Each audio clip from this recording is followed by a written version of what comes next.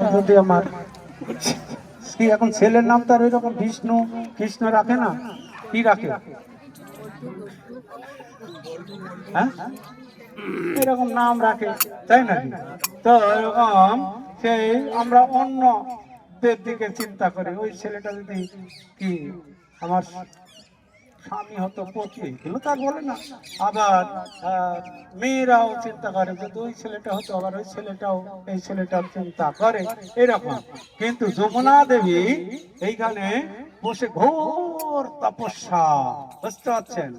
ওম কৃষ্ণায় বাসুদেবায় নমঃ, ওম কৃষ্ণায় বাসুদেবায়, ওম কৃষ্ণায় গোবিন্দায় বাসুদেবায়, এই মহামন্ত্র জপ করছে, তপস্যা করছে ঘোর।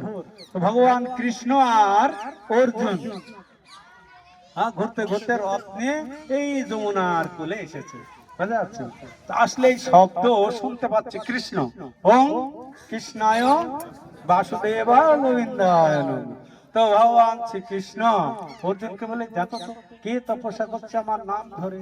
তো গিয়ে দেখছে যমুনা। তখন তুমি এখানে এত তপস্যা করছো, বলছে আমি কৃষ্ণকে প্রতিরূপে পেতে চাই, আমি হচ্ছি যমুনা। তখন প্রতিরূপে পেতে চাও, তো কৃষ্ণতে এসেই গিয়েছে। তো কৃষ্ণকে গিয়ে বললেন, সখা এরকম একটি মেয়ে যমুনা সেই রকম আপনাকে প্রতিরূপে পেতে চাই, তখন আপনি কি করবেন বুঝুন। তখন ভগবান শ্রীকৃষ্ণ যমুনাকে দর্শন দিলেন। দর্শন দেওয়ার পরে তখন বললেন, তাহলে চলো আমার সঙ্গে। দ্বারকায় নিয়ে গেলে ধুমধাম সহকারে যমুনাকে বৈদিক মতে কি করলেন, বিবাহ করলেন। তো বিবাহ করার পরে সেই দ্বারকায় তখন থাকলেন। তো বিবাহের পরে সেই ফিস্ট হয়েছিল বউ ভাত। তা আমাদেরও এখানে কথার পরে আমাদের ফিস্ট প্রসাদ আজকে হবে, তো এইখানেই হবে নাকি না কোথায়? আচ্ছা, এইখানে এখনই প্রসাদ এসে যাবে। তো আমরা এখানে প্রসাদ পাবো। প্রসাদ পাওয়ার পরে দাউজি যেখানে বলরামের আবির্ভাব, সেখানে একটি সুন্দর বড় পুকুর আছে। তো সরোবর বলে, অনেকে শেষশাহী সাগর বলে। সেখানে সে দাউজিকে পাওয়া গিয়েছিল। কেন? তখন এই বৃন্দাবনে ঔরঙ্গজেব, কালা পাহাড় অনেকে সে অত্যাচার করেছে।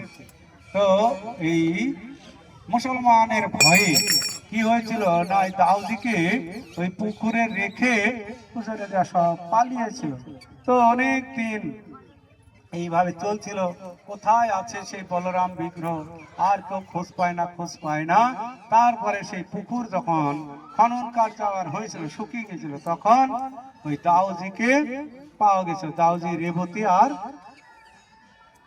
কি স্ত্রীর নাম, দুটা স্ত্রী বলরামের, রেবতী আর বললাম তো, হ্যাঁ। তো সেই দুই বিগ্রহ দুপাশে আছে। তো সেখানে আমরা যাব। সেখানে দাউদকে মিশ্রি ভোগ দেওয়া হয়, বড় বড় মিশ্রির পাহাড় আছে। আপনারা সেখানে দাউদকে মিশ্রি ভোগ দিতে পারেন। আবার মিশ্রি কিছু বাড়ির জন্য সঙ্গে নিয়েও নিতে পারেন। এইভাবে সেখানে আমরা দর্শন করব। দাউদি দর্শন করে তারপরে দর্শন কোথায়? ভান্ডির বন। আমরা এখন কোন বনে আছে? এটা মহাবন। মহাবন, তারপরে আমরা ওখান থেকে ভান্ডির বনে। দাউজি কোন বন? মহাবনে। আমরা দেখা যাক যতগুলো বন আছে, আশা করি ধীরে ধীরে সবই দর্শন করতে পারবো।